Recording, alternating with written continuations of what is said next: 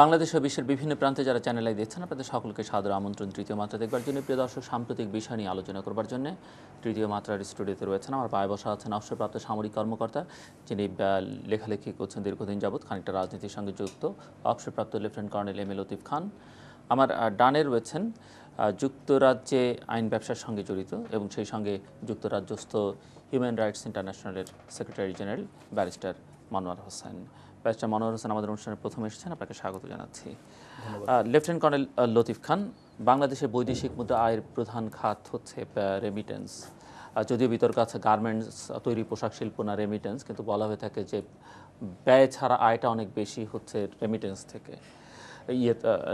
থেকে এবং এই জায়গাটিতে আমাদের সিংহভাগ আসে মধ্যপ্রাচ্য থেকে। কিন্তু আমরা দেখছি যে আমাদের শ্রমবাজারে বিশেষ করে মধ্যপ্রাচ্যে বেশ সংকট চলছে, বাহরাইনে, সৌদি আরবে, কুয়েতে, এবং সেখান থেকে আমাদের শ্রমজীবী মানুষ যারা কাজ করছেন তাদের ফেরত পাঠিয়ে দেওয়া হচ্ছে। এই জায়গাটিতে বাংলাদেশ সরকারের পক্ষ থেকে সরকারের অর্থ উপদেষ্টা বলেছেন যে এটি রেমিটেন্সে কোনো প্রভাব ফেলবে না। সরকারের আরেক সূত্র বলছে যে কুয়েত আশ্বস্ত করেছে যে আর তারা এই বিষয়ে আর কঠোর হবে না। তো গোটা বিষয়টাকে আপনি কিভাবে দেখছেন? জিল্লু ভাই, অনেক ধন্যবাদ। বিসমিল্লাহির রহমানির রহিম। ব্যারিস্টার মনোহর ভাইকে স্বাগত আজকে আমাদের এখানে। আর দেশ বিদেশে যারা দেখছেন সবাইকে আসসালামু আলাইকুম। সবচেয়ে দুঃখ কষ্ট ভরাক্রান্ত মনে বলছি আমার কুয়েতি ভাইদেরকে, বিদেশে যারা চাকরি করছেন মেহরবানি করে আপনাদের ডিসিপ্লিনটা ঠিক রাখবেন। আমি জানি hungry man is angry man, কিন্তু আইনকে কোনো সময় নিজের হাতে নেবেন না। And my dear Kuwaiti brothers, I'll appeal you on behalf of Bangladesh that during your crisis time, we fought shoulder by shoulder, and Bangladesh was the leading troops in Kuwait. And after the war, the Bangladeshi engineers corps cleared your all mine. So don't forget that. You must be grateful to our country also. Whatever you have done, I'll appeal to your government that please take back all the workers, rehabilitate them, and the way in humanitarian behavior you did, Allah is not going to forgive you if you don't take them back. তো জিল্লু ভাই, অনেক ধন্যবাদ। আপনাকে শুধু একটাই বলবো যে আমাদের পররাষ্ট্রনীতি বোধহয় একটু দুর্বল আছে। আরেকটু বলবো যে আজকে যখন কুয়েতি ভাইরা নির্মম প্রহারে পুলিশি নির্যাতনে যখন ফিরে আসছিল, আমাদের কোনো ফরেন মিনিস্ট্রি, কোনো অফিসিয়াল সেখানে তাদেরকে সমবেদনা দেওয়ার মতো ছিল না। আজকে আমি যদি ফরেন উপদেষ্টা হতাম তাহলে আমি শ্রীলঙ্কায় শার্ক মিটিং করতাম না। শার্ক আমাকে 85 থেকে আজ পর্যন্ত কিছু দিতে পারেনি, বিকজ শার্কই থেকে গেছে। ওনারা ওখান থেকে যদি একটা দিক নির্দেশনা দিতেন ফরেন মিনিস্ট্রি একটা টিম আমাদের বাংলাদেশি হাই কমিশন কুয়েতে যে সরজমিনে তাদের গভর্নমেন্টের সাথে কথা বলে এবং পুলিশ কর্মকর্তাদের সাথে কথা বলে এবং যারা আমাদের এই শ্রমিক ভাইদেরকে চাকরি দিয়েছে তাদের সাথে বসে একটা সুরাহা করে আসতেন। এখানে আমি আরেকটু বলতে চাই জিল্লু ভাই, যে আমাদের এফবিসিআই ওনারা নাকি 3 মাস আগে থেকে সতর্ক করেছিলেন যে কোনো কিছু একটা হচ্ছে। আপনি সবসময় দেখেন আমাদের দেশের প্রতি কোনো একটা ষড়যন্ত্রমূলক একটা শকুনের চোখ সবসময় পড়ে আছে। যেমন আমাদের বাংলাদেশকে অকৃতকার্য রাষ্ট্র করার অনেক চেষ্টা করেছেন।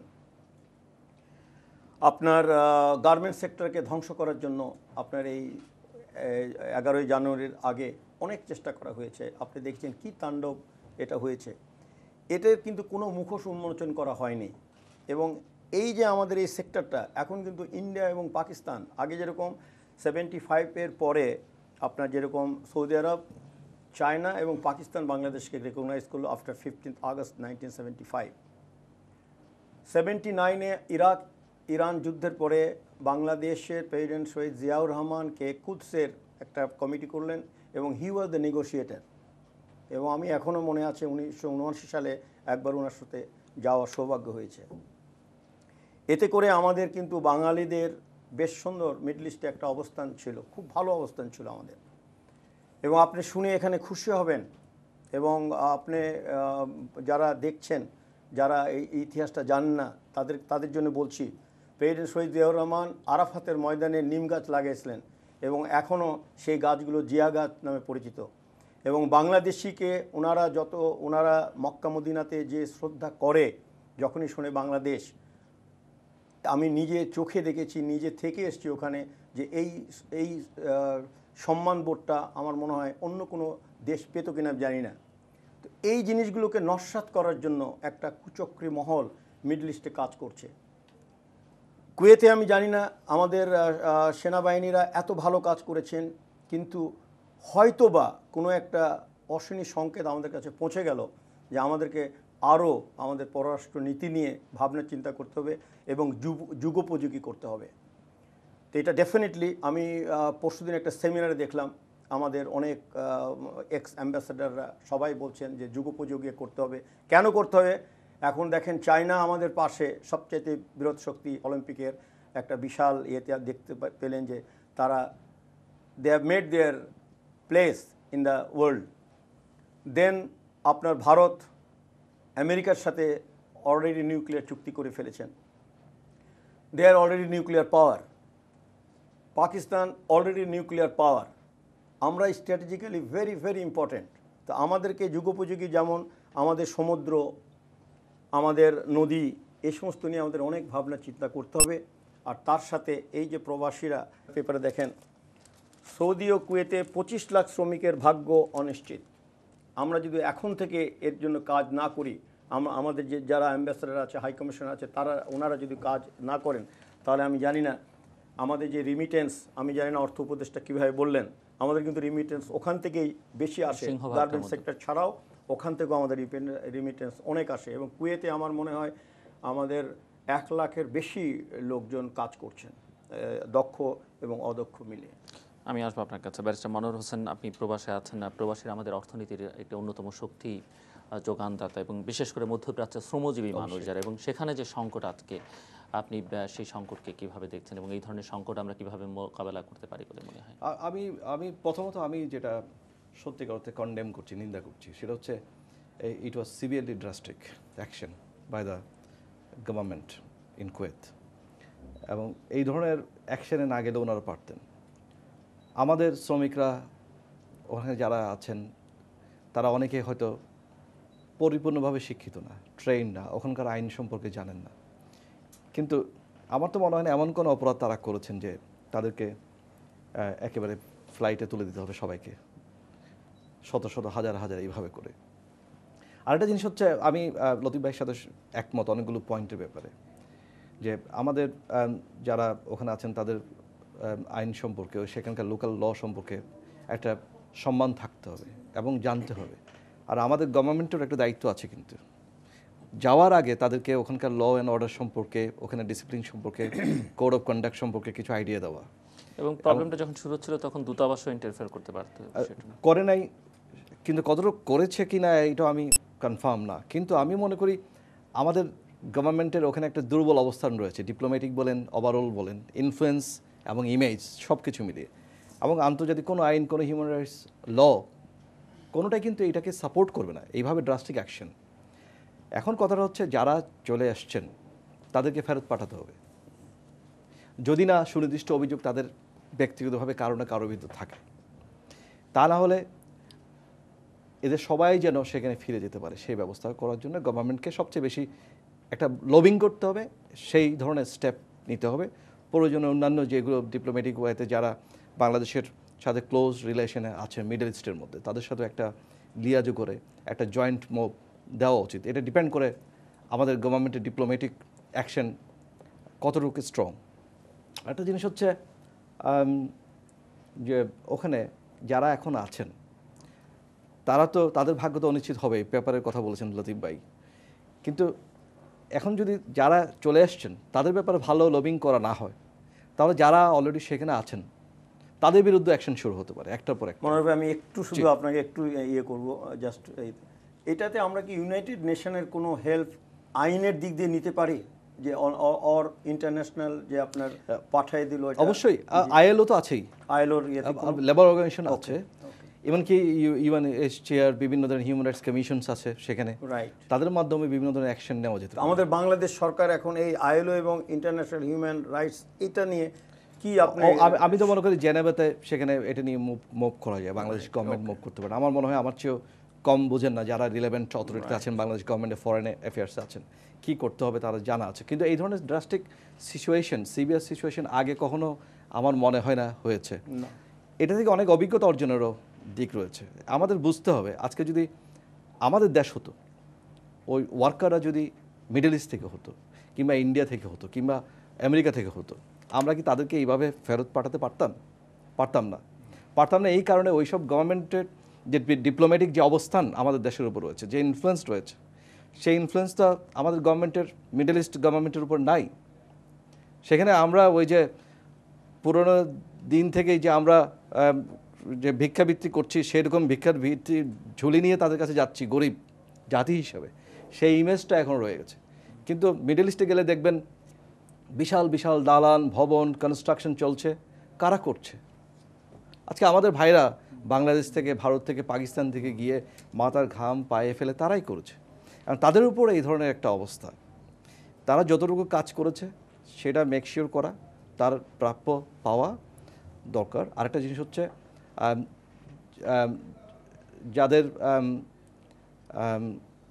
প্রাপ্যের জন্য ধরুন বিভিন্ন ধরনের লেবার মিনিস্ট্রি আছে ওখানে। আমি জানি যে মিডল ইস্টে আপনার মনে করেন কোনো লেবার যদি, বাংলাদেশি লেবার কিংবা ইন্ডিয়ান লেবার যদি কোনো ধরনের আপনার না পায়, তার ওয়াজেস না পায়, তাহলে তার জন্য ওই লেবার মিনিস্ট্রির মাধ্যমে, একটা লেবার ডিপার্টমেন্টের মাধ্যমে তার একটা মামলা করার এবং সেখানে মুভ করার নিয়ম রয়েছে।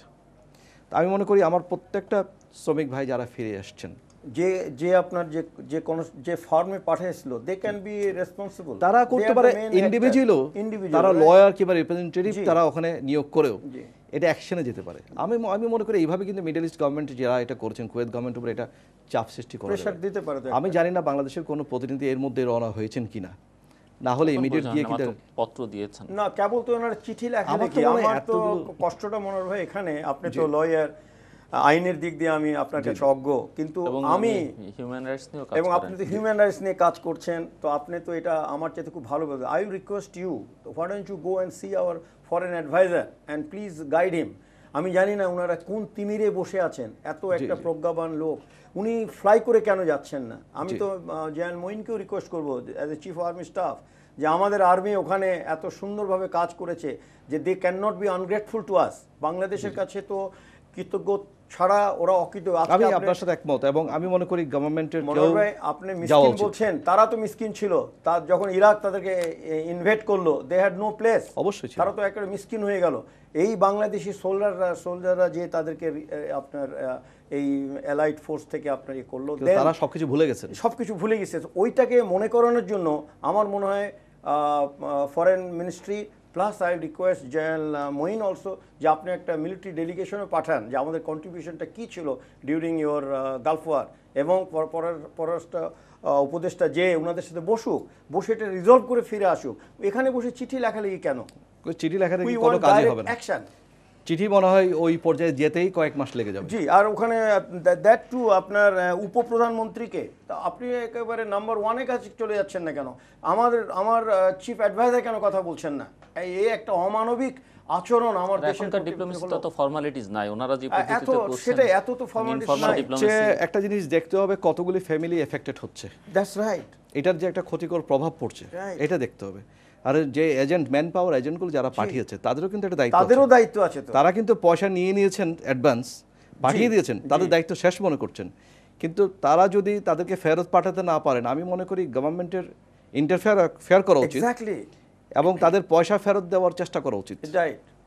আমার তো মনে হয় মনোহর ভাই, আপনি হিউম্যান রাইটসে যে আছেন, আমার বিবেক যেটা আমাকে বলছে দ্যাট আমাদের ফরেন অ্যাডভাইজার কিন্তু আবার প্রবাসী কল্যাণ মন্ত্রণালয় দেখাশোনা করছেন। উনি যেতে আমাদের যে 500-600 পাঠিয়ে দিয়েছেন, আমাদের তো এখানেও লয়ার অনেক আছে, আপনাদের মতো হিউম্যান রাইটস আছে এখানে, আমাদেরও এখানে অর্গানাইজেশন আছে। আমি তো রিকোয়েস্ট করবো আইরিন খানকে ডেকে নিয়ে আসুক এখন ইংল্যান্ড থেকে, নিয়ে এসে পররাষ্ট্র মন্ত্রণালয় থেকে এই শ্রমিকদেরকে একটা জায়গায় রাখুক, অবশ্যই একটা জায়গায় এনে ওনাদের কথাগুলো শুনুক, ওনারা তুলে ধরুক। আমরা যে টিভিতে দেখেছি এই অমানবিক আচরণ তো এই বিশ্ব সভ্যতার যুগে তো হতে পারে না। আপনি একটু বলবেন, আপনি তো প্রবাসে আছেন অনেকদিন যাবৎ, কেমন ফিল করেন আমাদের প্রবাসীরা? আপনি যুক্তরাজ্যে আছেন, সেখানেও প্রচুর বাংলাদেশি আছেন। বাংলাদেশ সরকার তাদেরকে আসলে বাইরে আছেন বলে কিভাবে ট্রিট করছেন বলে মনে হয়? আমার তো মনে হয় সরকার যদি কিছু মনে না করেন আর কি, কারণ আমি কিন্তু কোনো দল করি না। আমি সম্পূর্ণভাবে একসময় ছাত্র রাজনীতি করেছি, স্বৈরাচার বিরোধী আন্দোলনে অংশ নিয়েছি, জেলেও গিয়েছিলাম। কোনো মামলা ছিল না বিশেষ ক্ষমতা আইন, সেই বিশেষ ক্ষমতা আইন তো এখনও বাতিল হয়নি। কিন্তু আমার কথা হচ্ছে বিদেশে গিয়েছি, পড়ালেখা করে সেখানে প্র্যাকটিস করছি, এবং সাধারণ মানুষ সেখানে বেঙ্গলি কমিউনিটির কাজেও, আমি এথনিক মাইনরিটির কাজেও লাগছি, কারণ আমি ইমিগ্রেশন লতে স্পেশালাইজড, সেই দিক দিয়ে আমি কাজ করছি। এবং প্রতিনিয়ত ডিপোর্টেশন, রিমুভাল এইসবের এগেনস্টে আমরা চ্যালেঞ্জ করতে হয় আদালতের মাধ্যমে এবং সরাসরি ইমিগ্রেশন সার্ভিসের সাথে। এটা খুব চ্যালেঞ্জিং জব, কারণ অনেক সময় দেখা যায় অন্যায়ভাবে তারা ব্রিটিশ সিটিজেনকে পর্যন্ত ইলিগাল ভেবে পাঠিয়ে দিয়েছে, কারণ ছবির সাথে তার পাসপোর্ট মিলছে না। বিভিন্ন ধরনের ঘটনা হতে পারে। কিন্তু আমি দেখতে পেয়েছি, দেখুন আমি গভর্নমেন্টের কোনো সমালোচনা বিরোধী দলীয় সুরে করছি না, সেটা হচ্ছে আমাদের হাই কমিশন একটা রয়েছে যুক্তরাজ্যে এবং বিভিন্ন দেশে আছেন, তাদের কোনো ধরনের মুভ নেই। যেমন একটা আনস্কিল্ড ওয়ার্কার হাজার হাজার গিয়েছিল, তাদেরকে সেখানে রাখা আবার এক্সটেনশনের ব্যাপারে চেষ্টা করার কথা ছিল, কোনো মুভমেন্ট নাই। কিন্তু গর্ডন ব্রাউনের সাথে রিসেন্টলি আমাদের চিফ অ্যাডভাইজার সাহেব এটা খুবই ভালো লেগেছে যে তিনি কিন্তু চেষ্টা করেছেন কিছু একটা প্রপোজাল দেওয়ার জন্য। আমি জানি না টোটাল ডিসকাশনটা কী হয়েছে, কিন্তু ইট ওয়াজ এ গুড মুভ। এই ধরনের ম্যান পাওয়ার সেখানে আরও যাতে করে যেতে পারে সেই জন্য ইনিশিয়েটিভ নিচ্ছেন, এমন নেওয়া উচিত। তবে বাংলাদেশি যারা ওখানে আছেন তাদের কল্যাণের জন্য কিন্তু কতগুলি পয়েন্ট এখন আছে। একটা কথা মনে রাখা দরকার যে স্পেশালি আমি যুক্তরাজ্যের কথা জানি, বাংলাদেশি কমিউনিটির মধ্যে কিন্তু গভর্নমেন্টের উপর রেসপেক্ট একেবারেই নাই। যখন তত্ত্বাবধায়ক সরকার আসে অনেকগুলো ইনিশিয়েটিভ নেওয়া হয়, বিমানবন্দরের মানুষের প্রতি সম্মান দেওয়া হয়, সব কিছু মিলিয়ে অনেক অনেক রেসপেক্ট বেড়ে যায়, বিশেষ করে তত্ত্বাবধায়ক সরকারের উপর। দুর্নীতির বিরুদ্ধে বিভিন্ন ধরনের অ্যাকশন নেওয়া হচ্ছে, দুর্নীতিবাজদের কারাগারে নেওয়া হচ্ছে। এটা কিন্তু প্রবাসীরা কিন্তু খোলা মনেই কিন্তু যেই দলেরই সাপোর্টার হোক না কেন, সবাই কিন্তু এই তত্ত্বাবধায়ক সরকারকে সাপোর্ট করেছেন এবং মনে করেছেন যে প্রবাসীদের জন্য তারা কিছু করবেন। কিন্তু দুঃখজনকভাবে এই কিছুদিন আগেই যুক্তরাজ্যেরই একজন টেলিভিশন প্রেজেন্টার, উনি নিজে একজন ব্যারিস্টার, উনি বিভিন্ন ধরনের ফান্ড রেজিংও কাজ করেন বাংলাদেশের বিভিন্ন ধরনের চ্যারিটি অর্গানাইজেশনের জন্য, ওনাকে এয়ারপোর্টে বিভিন্নভাবে মারাত্মকভাবে জখম করা হলো, অনেক ধরনের ঘটনা হয়েছে। এটা নিয়ে কত মিটিং হয়েছে আপনাদের এখানে নিউজ পেপারে সেটা লেখা হয়নি। বাংলাদেশ হাই কমিশনার সেখানে বিশেষ বক্তব্য দিয়ে টেলিভিশনের মাধ্যমে, বাংলাদেশ টেলিভিশনের মাধ্যমে আপনার বক্তব্য দিয়েছেন, মানুষকে আশ্বস্ত করেছেন। আমি জানি না এটা বিচার প্রক্রিয়া কোথায় গিয়েছে। এটা একটা উদাহরণ দিলাম। সে ধরনের আরও ঘটনা ঘটেছে। আরেকজন মৃত্যুবরণ করেছিলেন। বলা হচ্ছে প্রবাসী মন্ত্রণালয়ের কথা। প্রবাসী মন্ত্রণালয় একটা আপনার হাউজিং প্রজেক্ট করার জন্য প্রচুর টাকা নিয়ে আসলেন যুক্তরাজ্য, আমেরিকা, বিভিন্ন জায়গা থেকে, মানুষ থেকে পয়সা নিয়ে আসলেন। একটা বাড়িধারাতে, একটা উত্তর বাড়িধারা একটা ফ্ল্যাট করবেন, হাউজিং ফ্ল্যাট করবেন। $1800, $2000 করে জমা নিয়েছেন। কিন্তু এই প্রজেক্টটার কি অবস্থা? এটা কি লটারি হয়ে গেছে? লটারির কোনো রেজাল্ট হয়েছে কি না? যারা পায়নি তারা পয়সা কিভাবে ফেরত পাবে? এই ব্যাপারে কোনো সার্কুলার নাই, কোনো ধরনের করসপন্ডেন্স নাই। প্রবাসী মন্ত্রণালয়ে যদি আমার প্রবাসী ভাই একটা চিঠি লেখেন, কখনো জবাব পান না। শুধু প্রবাসী মন্ত্রণালয় নয়, বাংলাদেশে অনেক নতুন যারা ব্যারিস্টারি পড়তে গেছেন, এখানে প্র্যাকটিস করতে চান, ওখানে বর্ন অ্যান্ড ব্রট আপ, এখানে প্র্যাকটিস করতে চান, বাংলাদেশ বার কাউন্সিলের কাছে একটা চিঠি লেখেন, আইন মন্ত্রণালয়ের কাছে চিঠি লিখে যে তারা প্র্যাকটিস করতে হলে ওখানে বার কাউন্সিলের পরীক্ষা দেওয়া যায় কিনা, কিংবা এখানে রাইট অফ অডিয়েন্স পাওয়া যায় কিনা। কোনো দিন কোনো একটা সিঙ্গেল লেটারের কোনো রেসপন্স পাওয়া যায় না। এটা কিন্তু একটা সভ্যতার লক্ষণ না, কিন্তু স্বাধীনতার এত বছর পরেও বলতে হচ্ছে। আপনি ইংল্যান্ডের একটা ডিপার্টমেন্টে আপনি চিঠি লিখুন, আপনার চিঠি ইম্পর্টেন্ট না হলেও তারা ফেলে রাখবে না, কোরিয়ালি উইথ রেসপেক্ট আপনার প্রশ্নের তারা উত্তর দেবে। কিন্তু এইটুকু ভদ্রতা প্রবাসীরা পাচ্ছে না। প্রবাসীদের কাছ থেকে আমরা শুধু অর্থই আশা করছি যে প্রবাসীদের অর্থ দিয়ে দেশ চলুক, কিন্তু যখন ভোটাধিকারের কথা আসে তখন টাইম নেওয়া হয়। যখন প্রবাসীরা ভোটে দাঁড়াতে পারবেন কিনা তখন অনেক কিছু চিন্তাভাবনা করে। দেখুন প্রবাসীদের ভোটাধিকার, প্রবাসীদের ভোটে দাঁড়ানোর ব্যাপারে কতগুলি প্রশ্ন। আমি একটা পয়েন্ট বলি, হাউস অফ লর্ডসে ইংল্যান্ডে বাংলাদেশি সিটিজেন, উনি আবার ব্রিটিশ সিটিজেন, উনি যদি ব্রিটেনের সর্বোচ্চ সেই আইনগত আইনসভা। সংগঠন, সেটা হচ্ছে হাউস অফ লর্ডসে যদি মেম্বার হতে পারেন, তাহলে বাংলাদেশে একজন প্রবাসী এসে কেন বাঙালি উনি জন্মগতভাবে কিংবা পৈতৃক সূত্রে উনি যদি কন্ট্রিবিউট করতে চান, উনি না পারছেন ল প্র্যাকটিস করতে, না পারছেন ব্যবসা করতে, না এখানে কন্ট্রিবিউট করতে পারছেন আইনসভায় গিয়ে, একটা পার্লামেন্টে গিয়ে, কোনো কিছুতে করা হচ্ছে না। তো আমি মনে করি ওভারঅল গভর্নমেন্টের প্রবাসী কল্যাণ মিনিস্ট্রি এটা শুধুমাত্র নামকাওয়াস্ত হয়েছে, এটা কোনো ইফেক্টিভনেস আছে বলে আমি মনে করি না। এবং সেনাবাহিনী প্রধান সাহেব কিছুদিন আগে একটা ডিক্লেয়ার করেছেন যুক্তরাজ্যে গিয়ে বোধহয়, এই গভর্নমেন্ট যেটা ইনিশিয়েটিভ নিয়েছে যে $5,000 পর্যন্ত যারা পাঠাবেন প্রতি বছর তাদেরকে ইম্পর্টেন্ট পার্সন হিসেবে ট্রিট করা হবে।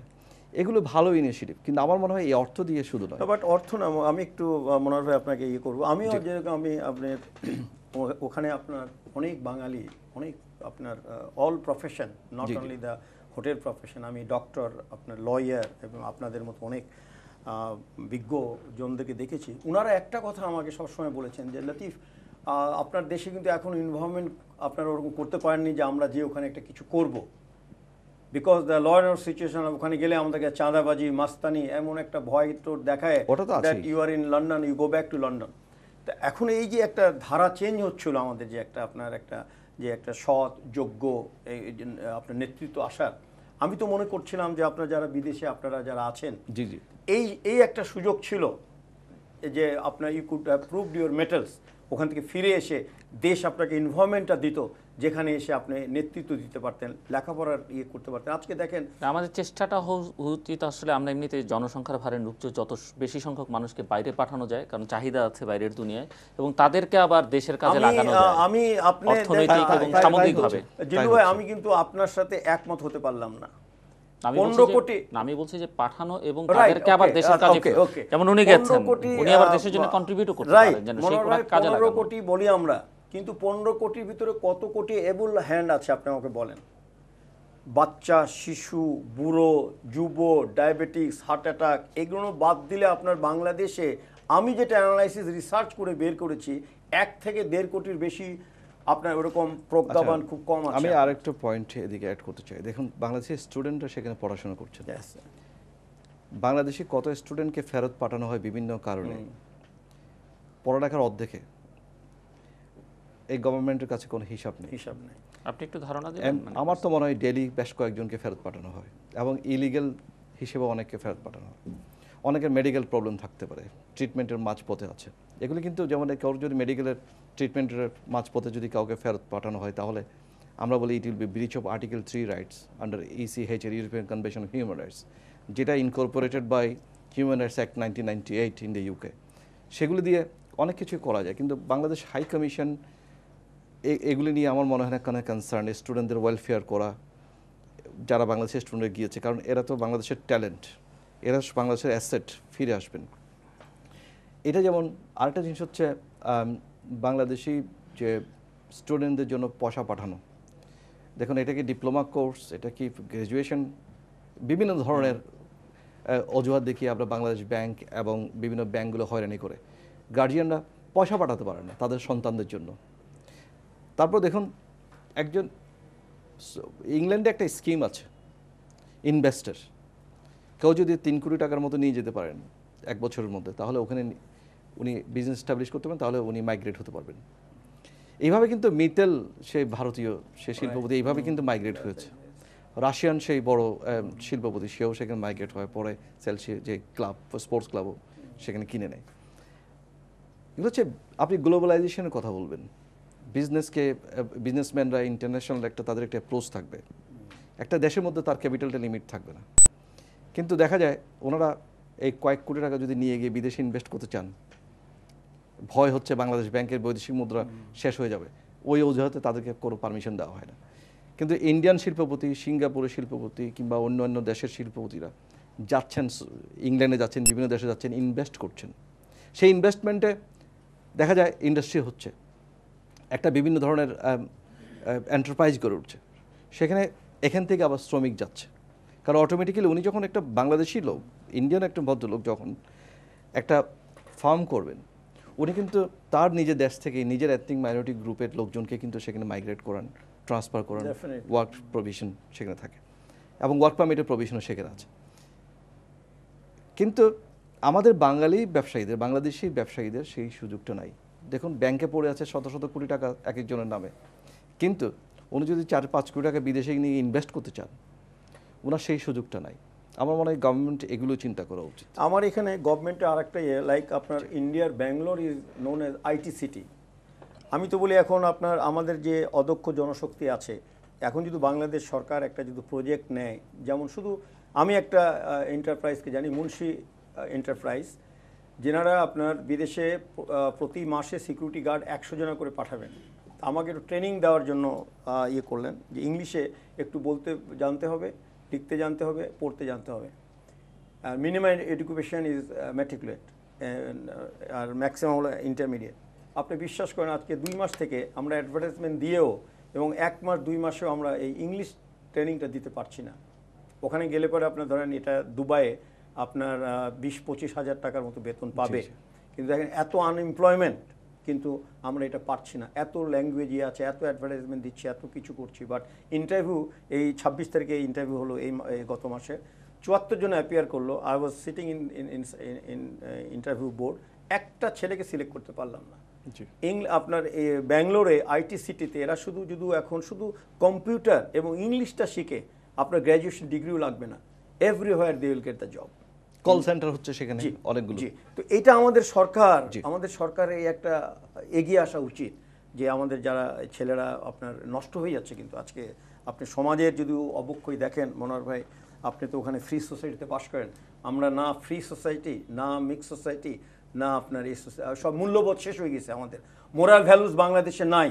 এবং আপনার প্রাইমারি স্কুল থেকে ইউনিভার্সিটি পর্যন্ত এই মোরাল ভ্যালুসটা আমাদের এখানে এডুকেশন সিস্টেমটা কোথায় চলে গেছে আমি আপনাকে বলতে পারবো না।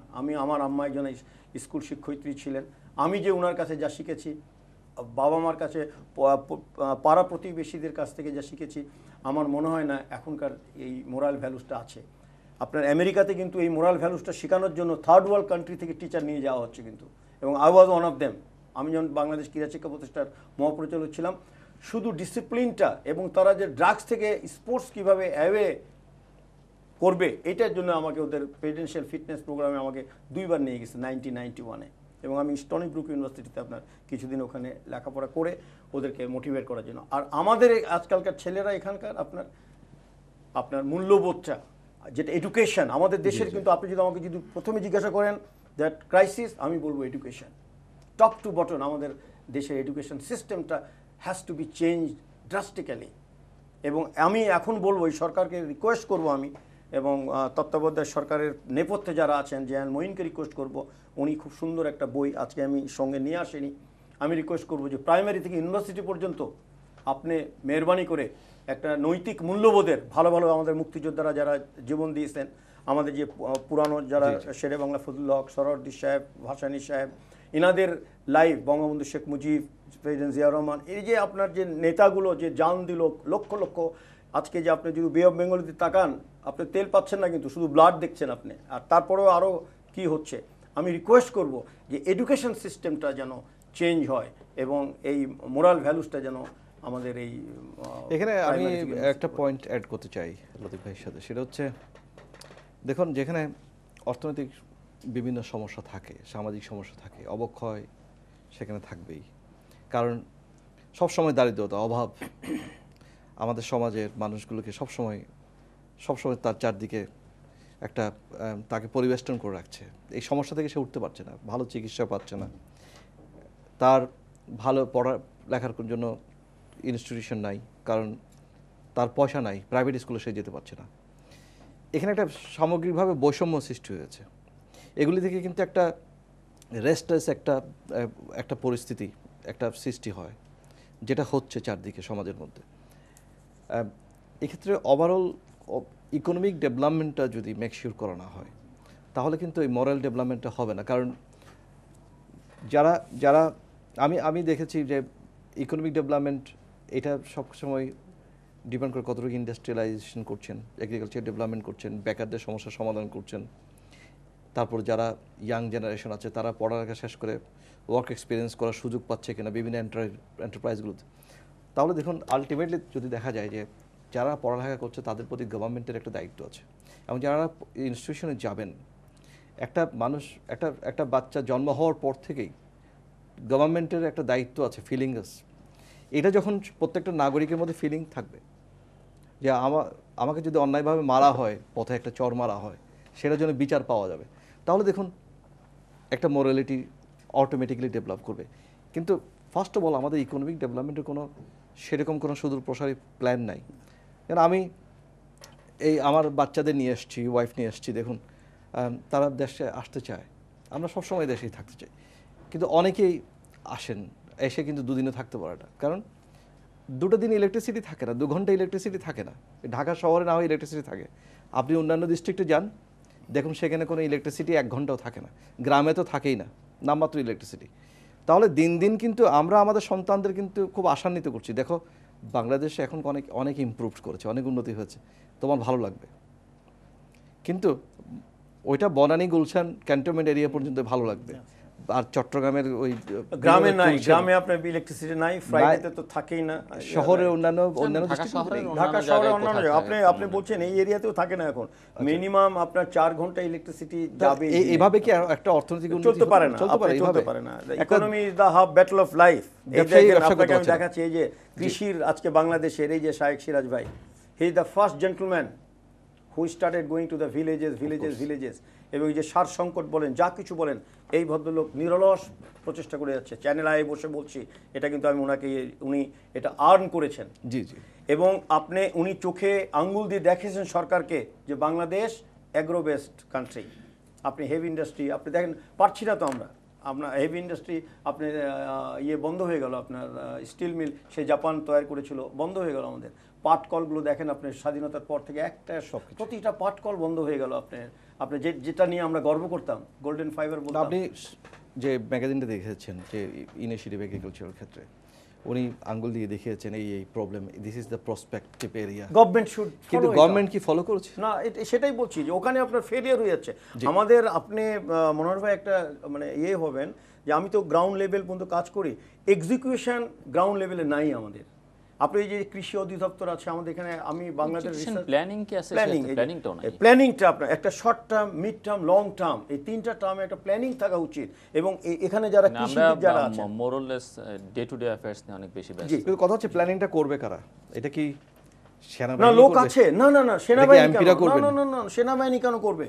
সেনাবাহিনীকে এর থেকে সম্পৃক্ত করার প্রশ্নই ওঠে না। সেনাবাহিনী should do their own job. কেন এখানে আমি আসছি মনোহর ভাই, আমি আসছি আপনাকে, আমি জানি, আমি আপনাকে বলছি, এখানে আসবেন সেনাবাহিনী যেরকম আমেরিকাতে আপনার ওদের engineering core road, culvert, bridge সবকিছু করে।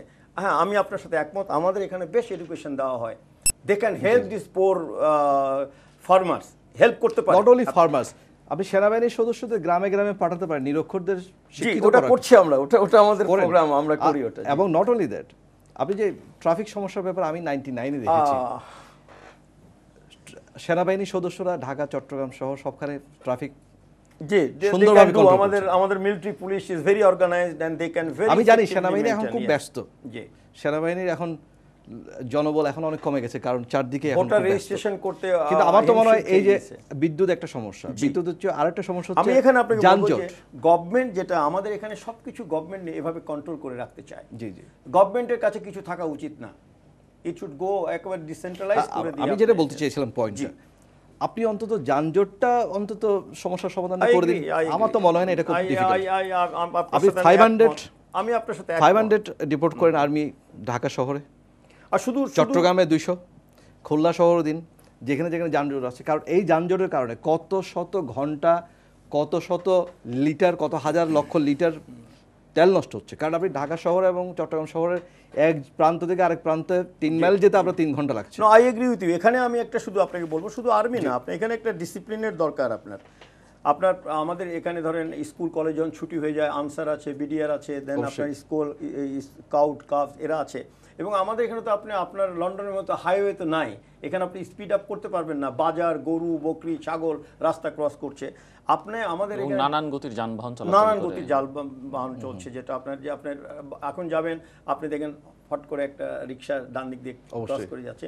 তো এখানে আপনার এইটা কেন আপনার দেখুন আপনি লাইন করে দিয়েছেন, লেন করে দিয়েছেন যে আপনি ট্রাফিকে রোডে লাইনটা মানছে না কেন? না, এইটাই বলছি, এখানে এডুকেশনের দরকার আছে আপনার। আপনি যে আমি যে আপনাকে যে বললাম প্রাইমারি থেকে আরম্ভ করে যে ট্রাফিক সিগন্যাল, যে আপনার সবুজ কেন, হলুদ কেন, লাল কেন, এটা প্লাস যে আপনি যে আমাদের এখানে রিক্সা আসছে, এটাই আমি বলছি আপনার শর্ট কোর্স একটা আপনার ট্রাফিক ডিপার্টমেন্ট। এই সেদিনই একটা দেখছিলাম হঠাৎ করে সব রাস্তাতে আপনার সার্জেন্টরা গাড়ি ধরা শুরু করলো, তার ভিতরে আমিও পড়ে গেলাম। তো আমি বললাম যে ভাই আমার তো সব বৈধ ইয়েটি আছে, তো মুখের দিকে তাকালো, আমি বললাম যে no, if I am wrong please catch me, but আমি তো আপনার কিছু ট্রাফিক আইনও ভঙ্গ করিনি, কিছু ভঙ্গ করিনি। বাট তখন আমি শুনলাম ওই আপনার সেদিন আইন করে দিয়েছে এতজন করে ধরতে এতটা হবে। 1300 করে আপনি আপনার তো ইংল্যান্ডে তো আপনারা দুজনে গেছেন, আমেরিকায় গেছেন, সারাদিনে আপনি কয়টা হর্নের শব্দ না, দেখেন? প্রশ্নই ওঠে না। তো এটা তো সেটাই বলছি, এডুকেশনের দরকার। এটা পলিউশন পার্ট, এটা আপনার হার্টবিট হার্টবিট প্রেসার বাড়ছে। এখন যার যার লাইনে যদি শেষে থাকে কেন দিতে হবে? আপনি একটা ট্যাগ নিচ্ছেন, মোড় যাচ্ছেন, আগে থেকে আপনি হর্ন বাজিয়ে যাচ্ছেন 3 মিনিট আগে থেকে, কোনো দরকার নেই, আপনি আপনার লাইনে থাকুন। না, এটা এডুকেশন, এডুকেশন লাগবে। এটা আপনার লাইক রেডিওতে বলতে হবে, টিভিতে বলতে হবে, পোস্টারিং করতে হবে, মাইকে একটু ইয়ে বলতে হবে। দেন যারা আপনি দেখেন অনেক ব্রিজ ও ফুট ব্রিজ আছে উপরে, আপনি বনানীতে আমি ওই দিকে যাবো, আপনি সমস্ত হুমড়ি খেয়ে পড়ছে, অথচ একটু যদি কষ্ট করে যায় স্বাস্থ্যটাও ভালো থাকে, নি দিয়ে উঠবে, উপর থেকে নিচে নামবে, একটুখানি এক্সারসাইজ হয়। এইটাই যদি আপনার, আমার মনে হচ্ছে আপনার সাথে আমি একমত। ইন এডিশন আমি যেটা পয়েন্ট আউট করবো, কিছু জিনিস কিন্তু যেহেতু আমাদের মানুষের শিক্ষা এবং প্র্যাকটিক্যাল কতগুলো অভাব রয়েছে, সেই জন্য আমি মনে করি হেল্প করতে হবে। জি জি, হাতে ধরে শিখিয়ে দিতে হবে, হাতে ধরে শেখাতে হবে। কিছুদিন সেই জন্য আমি 2-3 মাস সেই জন্য সেনাবাহিনীর সদস্যরা চাপিয়ে দিতে হবে অনেকটা। আমি চাপাতে বলছি না, আমার মনে হচ্ছে হ্যাঁ, যদি বলেন চাপাতে, তো চাপাতে এটা ভালোর জন্য চাপাতে তো অপরাধ না সেটা। সেক্ষেত্রে সশস্ত্র বাহিনীর সদস্যরা কিন্তু ভালো কন্ট্রিবিউট করতে পারেন, কয়েক হাজার লাগবে না, কয়েকশো হলেই এনাফ আমার মনে হচ্ছে। না, আপনার 8টা ডিভিশন আছে, 8টা ডিভিশন থেকে আপনি ডিপুট করে দিলেন এবং 2-3 মাস course, not a bad idea, not a bad idea. আপনি হিউম্যান রাইটস নিয়ে যেহেতু কাজ করেন, বাংলাদেশের মানবাধিকার পরিস্থিতি নিয়ে প্রায়শই আমরা বিভিন্ন আন্তর্জাতিক মানবাধিকার সংগঠনের নানা ধরনের রিপোর্ট দেখতে পাই এবং কোনোটি খুব একটা দেশের জন্য সুখকর নয়, যদিও যারা ক্ষমতায় থাকেন তারা সবসময় বলেন যে এগুলো নিয়ে প্রশ্ন তোলেন। আপনি কেমন দেখছেন বাংলাদেশের মানবাধিকার পরিস্থিতি? একটা বিতর্ক আছে যে 2007-এর 11ই জানুয়ারির আগের পরিস্থিতি একরকম, পরিবর্তিত পরিস্থিতিতে অনেক সময় অনেক রিপোর্টের সুখকর মনে হয় না। আমি যেটা মনে করি যে মানবাধিকারের ক্ষেত্রে সবচেয়ে বড় জিনিস হচ্ছে আপনার ন্যায় বিচার পাওয়া। কাউকে অন্যায়ভাবে আঘাত করা হলো, কাউকে অন্যায়ভাবে জেলে দেওয়া হলো, মিথ্যা মামলায় জেলে দেওয়া হলো, এটার একটা ন্যায় বিচার পাওয়া দরকার। বাংলাদেশের আইনের সবচেয়ে বড় সমস্যা হচ্ছে এক জায়গায়, সেটা হচ্ছে ইংল্যান্ডের সাথে এখানে একটা ডিফারেন্স হচ্ছে এটাই, যে যদি কমন ল তো এটা বলা হয় যে প্রিজাম্পশন অফ ল, এটা হচ্ছে প্রিজাম্পশন অফ বেইল, সেটা হচ্ছে আপনার একটা বেসিক রাইট বেইল পাওয়া। যে কোনো মামলায় আপনাকে জড়ানো হলো, এটা মার্ডার হোক, এটা টেরোরিজম হোক, এটা আপনার যে কোনো ধরনের ঘটনা হোক না কেন, আপনার হাতাহাতি হোক, মারামারি হোক, কিংবা আপনার ট্যাক্স ফাঁকি দেওয়া হোক, যে কোনো মামলায় হোক, জেল ভর্তি করে ফেলাটা, বেইল না দিয়ে মাসের পর মাস একজনকে বিনা বিচারে ট্রায়ালের অপেক্ষায় রেখে সাক্ষ্য প্রমাণ সংগ্রহের নাম দিয়ে রেখে দেওয়াটার মধ্যে কোনো ক্রেডিট নাই। বরং যাকে আটক করা হয়েছে তাকেও সুযোগ দেওয়া উচিত, সেও যাতে করে মামলা ফাইট করতে পারে। সেই জন্য তার যদি পালিয়ে যাওয়ার সম্ভাবনা না থাকে দেশ ছেড়ে, তার যদি নিয়মিত কোনো রিস্ক না থাকে যে নিয়মিত সে কোর্টে হাজিরা দেবে, এবং বিভিন্ন কন্ডিশন থাকবে কোথায় কোথায় উনি কী করতে পারবেন। যেমন একজন মারামারির অভিযোগে একটা এলাকায় তাকে অভিযুক্ত করা হলো, তাহলে তাকে বেল দেওয়া যেতে পারে। বেল দেওয়া যেতে পারে এই কারণে, যতদিন পর্যন্ত ট্রায়াল না হয় তুমি ওই এলাকায় যেতে পারবে না, ঘরের 2 মাইলের বাইরে যেতে পারবে না, কিংবা ওই এলাকায় তোমার জন্য নিষিদ্ধ। এভাবে বিভিন্ন ধরনের ব্যবস্থা থাকতে পারে। বেইলের রাইটটা আমাদের দেশে ওইভাবে নেই। আমি এক জায়গায় আপনার সাথে মনোহর ভাই, এই জায়গায় বেলের একটা জায়গায় আমি ডিফার করব। এখানে যে অমানুষরা আছে, মেয়েদের, আমাদের মেয়েদের মুখে যারা অ্যাসিড মারছে, 7 বছরের 9 বছরের মেয়েদেরকে যারা ধর্ষণ করছে, আপনি দেখুন প্রিজাম্পশন অফ বেইলটা হচ্ছে ওভারঅল, কিন্তু আপনি একজন জাজের কাছে, ম্যাজিস্ট্রেটের কাছে যখন বেইলের প্রশ্নটা যাবে, আবেদন যাবে, উনি দেখবেন কতটুকু সিভিয়ার অপরাধ। যেমন একজন শুধুমাত্র কর ফাঁকি দিয়েছেন, তাকে আপনি জেলে ঢোকালেন, সেই জন্য সে অবস্কান করবে না। না, ওটা আমি মনে হয় ওটা বলছি কিন্তু- না, আমি এই অমানুষদের কথা বলছি। একটাই পার্ট হলো বাংলাদেশ, যেখানে মেয়েদেরকে যৌতুকের জন্য আপনার পশুর মতো অ্যাসিড মেরে মুখটা ঝলসে দিচ্ছে, এবং সেই গরিব মেয়েটা, সেই বোনটা বিচার পাচ্ছে না, বিকজ জি। ওই যে অমানুষ যে আপনার পাষণ্ড, সে টাকা দিয়ে কিংবা কিছু দিয়ে ম্যানেজ করছে। ওই জায়গায় যদি আপনি আইনটাকে শক্ত করতেন, লাইক সৌদি আরবের আইনটা কি আপনি দেখেন, চায়নার আইনটা কি দেখেন, আজকে চায়নাতে এত না, বড় আমার মনে হয় আমরা সৌদি আরবকে আমরা আমরা follow আমি করতে চাই না। আমি এটা good বলছি example আপনার না, আমি বলছি আপনার unfortunately। দেখেন ওখানে জি, জি। এত ক্রাইম কিন্তু খুব কম। চায়নায় এত জনগোষ্ঠী, জি, জি। ক্রাইম কম কেন? আইনের শাসনটা আছে। এই যে আপনি যেটা না, চায়নাতে অ্যাসিড মারা ঘটনা নাই তো। আর সেটা বলছি, আপনি এত সুন্দর একটা বললেন যে আজকে যদি আজকে গণতন্ত্র কি মনোহর ভাই, গণতন্ত্রটা তো আইনের শাসন। আজকে যদি আপনি সুশাসন দিতে পারতেন, সুবিচার দিতে পারতেন, আজকে যে মেয়েটাকে আমার ডাউরির জন্য জান দিতে হচ্ছে, অ্যাসিড থ্রো খেয়ে তার মুখ যাচ্ছে, তার আইনটা তার বিচারটা যদি আপনি 10-15 দিনে দিতে পারতেন, তাহলে পরে তো আজকে এই সমাজে সেটা আমি আপনাকে সম্পূর্ণভাবে সাপোর্ট করি। থ্যাংক ইউ ভাইয়া।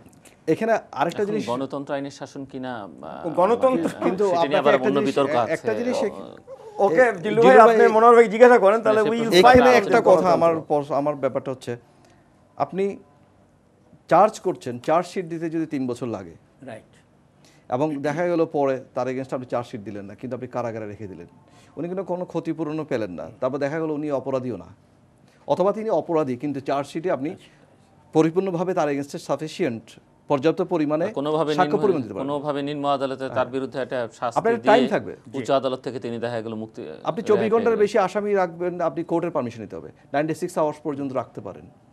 টেরোরিস্ট অ্যাক্টের মধ্যে এখন তারা 28 দিন থেকে সেটা বাড়াচ্ছে, ঠিক না? এভাবে একটা টাইম সীমা থাকবে, তার মধ্যে আপনাকে চার্জ করতে হবে। একটা মার্ডার কেসে আপনি বছরের পর বছর রেখে দিতে পারেন না, কতগুলি মানুষকে আসামি করে। সেখানে নির্দোষ দোষী দুজনেই থাকতে পারে, কারণ ইন্টেনশনালি আমরা দেখেছি এখানে বিভিন্ন ধরনের, একটা রাজনৈতিক দল পাওয়ার আছে, আরেকটা রাজনৈতিক দলের কর্মীদেরকে সেখানে জড়িয়ে দেওয়া হলো, এভাবে অনেক ঘটনা। ওনারা গিয়ে আবার বিদেশে গিয়ে রাজনৈতিক আশ্রয় নেন এইসব মামলাগুলোকে ভিত্তি করে। এই ঘটনা হচ্ছে তো, নিরপরাধটা অনেকে বিচারের বাণী নিবৃত্তে কাঁদে, অনেক ঘটনা ঘটছে। আইন যেমন কঠোর হস্তে আইন যেমন প্রয়োগ করতে হবে, তেমনি যথাযথভাবেই ওটা প্রয়োগ করতে হবে, কারণ ইন্টারন্যাশনাল একটা স্ট্যান্ডার্ড মেনটেন করতে হবে। অন্যান্য দেশে হিউম্যান রাইটসটা কী পর্যায়ে এটা মেনটেন করা হচ্ছে দেখতে হবে, কারণ এজ আই সেড যে আপনি বছরের পর বছর এটা ফেলে রাখতে পারেন না, এইটা কিন্তু অন্যায়।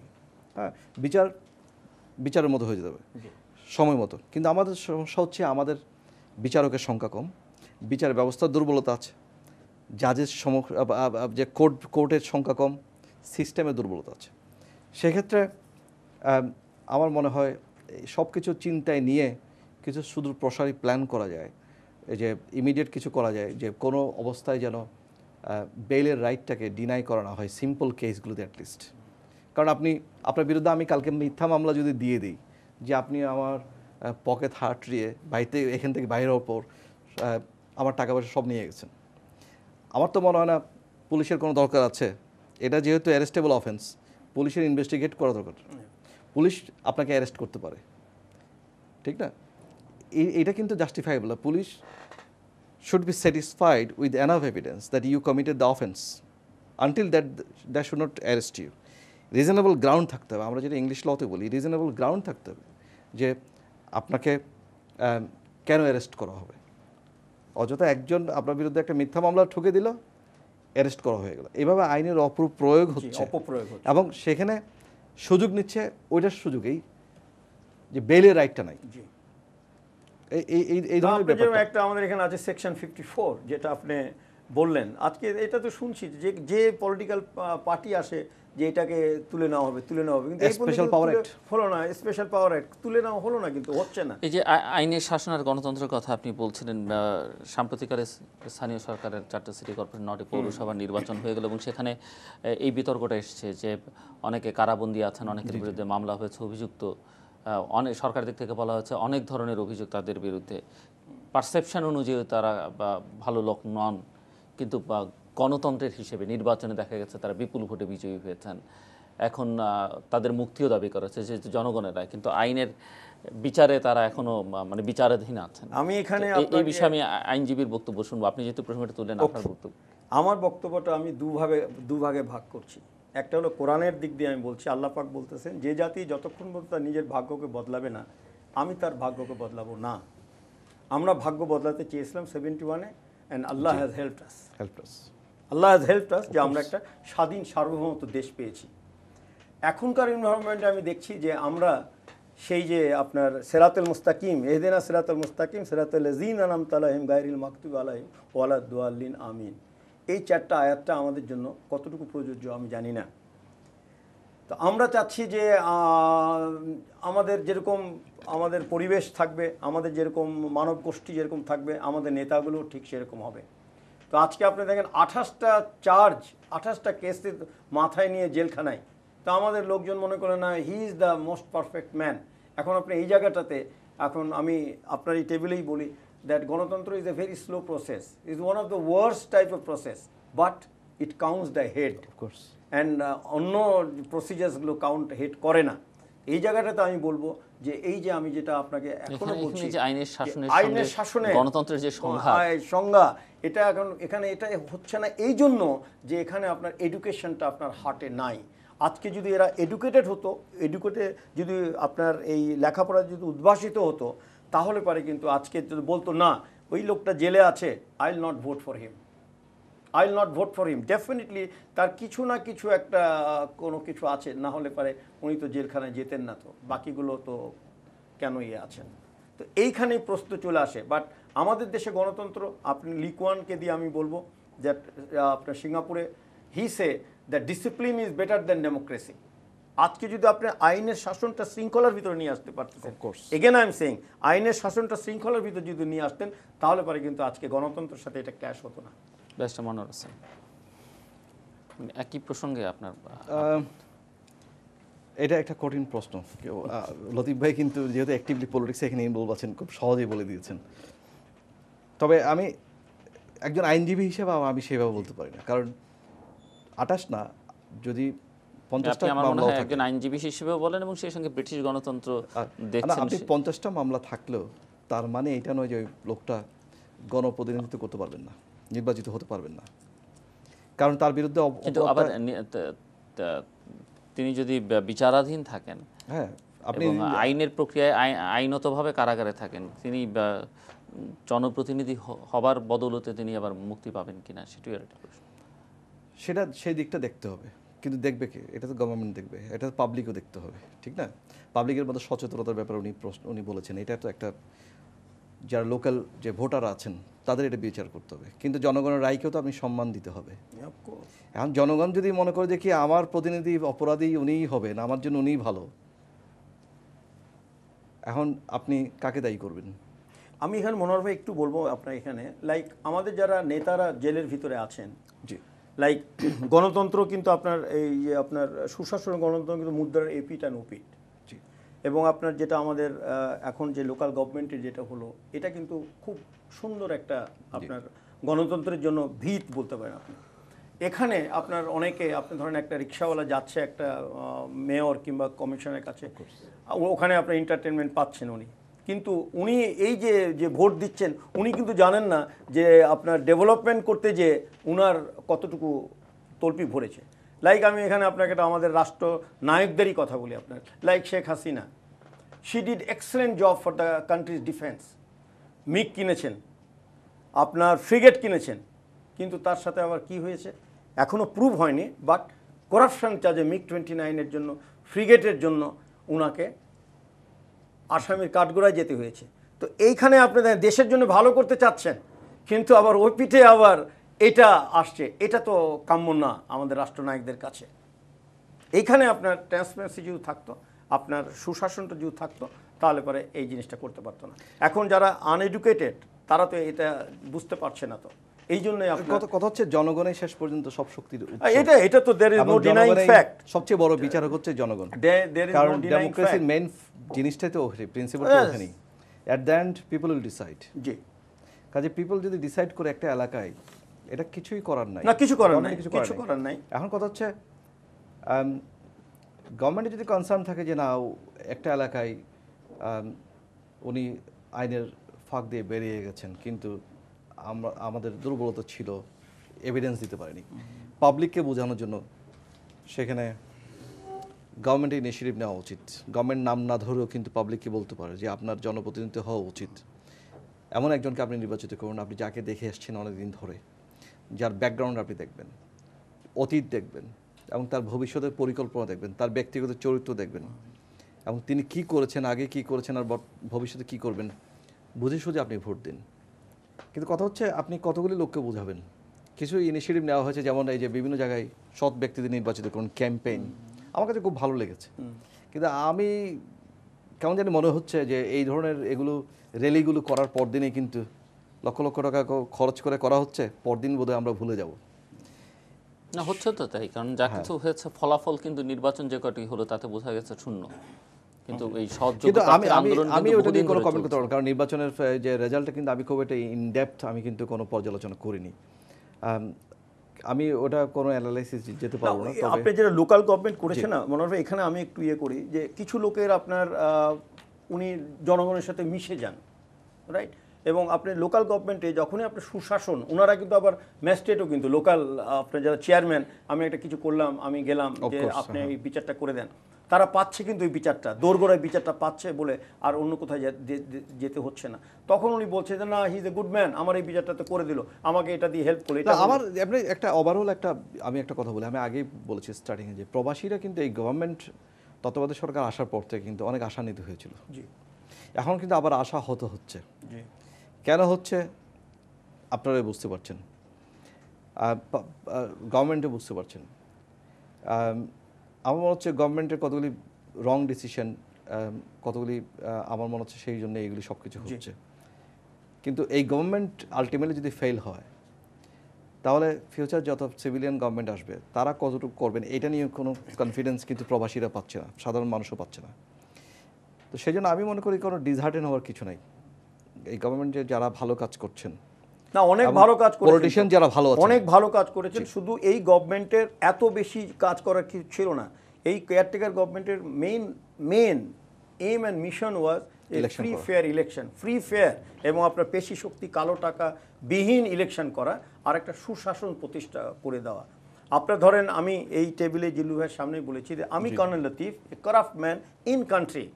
আপনি আমার এই যে এখন ট্রুথ কমিশন করে আমি দিইনি, আপনার ট্যাক্স দিইনি, আপনি আমার সমস্ত সম্পদ নিয়ে নেন, নিয়ে নেওয়ার পরে বলতেন that now you be a gentleman and do your business. আমি কর্নেল লতিফ, আমার সম্পদ সব আপনার বিদেশে পাঠিয়ে দিয়েছে আপনার নামে। আমি you catch me, give me the example punishment for the next generation. আমি কিন্তু সবসময় আমি মনোহর ভাই একটা কথা বলি, that politician thinks for the next election, statesman thinks for the next generation.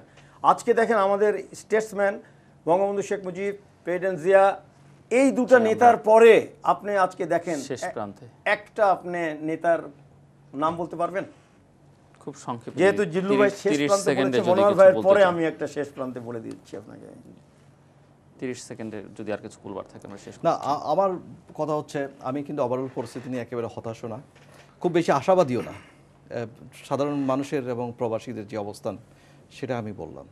Government কিন্তু তার যে ফেয়ার অ্যান্ড ফ্রি ইলেকশন করার ব্যাপারে যে ইনিশিয়েটিভ, এটা কিন্তু মেনটেন করতে হবে শেষ পর্যন্ত, এবং গভর্নমেন্টের আরও কিছু ক্যাম্পেইনের কাজ করা উচিত। আমি আলোচনার মধ্যে যেটা বুঝলাম যে আমাদের উইকনেস আছে, যাতে করে অপরাধীরা, যারা সে ধরনের অপরাধের ট্রেন্ড যাদের মধ্যে আছে, ব্যাকগ্রাউন্ড যাদের আছে, তারা যদি আইনের ফাঁকগুলি বেরিয়েও যান, তারা যাতে ইলেক্টেড করে ফেরত না আসতে পারেন, কালো টাকার মাধ্যমে, পেশি শক্তির মাধ্যমে যাতে করে তারা ইলেক্টেড হতে না পারেন, সেই জন্য গভর্নমেন্টের উচিত যা করা উচিত, যুক্তিযুক্ত সিদ্ধান্ত নেওয়া উচিত, সেটা নেওয়া দরকার বলে আমি মনে করি। এবং সেই ক্ষেত্রে পাবলিকের সাপোর্ট থাকবে, এবং আগামী নেক্সট জেনারেশনের জন্য, ফিউচার বাংলাদেশের জন্য আমি মনে করি সবচেয়ে বেস্ট হবে এটা। আমি প্রেসিডেন্ট আব্রাহাম লিঙ্কন দিয়ে শেষ করতে চাচ্ছি। যারা আমার কুয়েতি এবং প্রবাসী ভাইরা যারা চাকরি করছেন এবং আমরা যারা বাংলাদেশে আছি, তো প্রেসিডেন্ট আব্রাহাম লিঙ্কনের ভাষায়, আমি চাই এমন মানুষ যে তার জন্মভূমি সম্পর্কে গর্ব পোষণ করে। আমি দেখতে চাই এমন মানুষ যে এমনভাবে জীবনযাপন করে যাতে তার বাসভূমি তার জন্য গর্বিত হয়। ধন্যবাদ। প্রিয় দর্শক, আপনারা যারা এতক্ষণ ধরে তৃতীয় মাত্রা দেখবেন, তৃতীয় মাত্রা সম্পর্কে লিখতে পারেন। লিখবার ঠিকানা পরিচালক, তৃতীয় মাত্রা, channel I, GP box 2433, Dhaka 1000। যারা ইমেল করতে চান করতে পারবেন এই অ্যাড্রেসে টিমাত্রা@ccn-media.com। এসএমএসের মাধ্যমে আমাদের মতামত জানাতে পারেন 6969 নাম্বার এসএমএস করে যে কোনো সেলফোন থেকে। এবং আপনাদের মতামতই আমাদের অনুষ্ঠান তৃতীয় মাত্রা আপনি দেখতে পাবেন প্রতি বৃহস্পতিবার এবং শুক্রবার বাংলাদেশ সময় রাত 2টোয়, বৃহস্পতিবার দুপুর 2:30 এবং শুক্রবার দুপুর 12:30টায়। ব্যারিস্টার মনোহর হোসেন এবং ডক্টর কর্নেল মেট্রোদীপ খান, অসংখ্য ধন্যবাদ আপনাদের।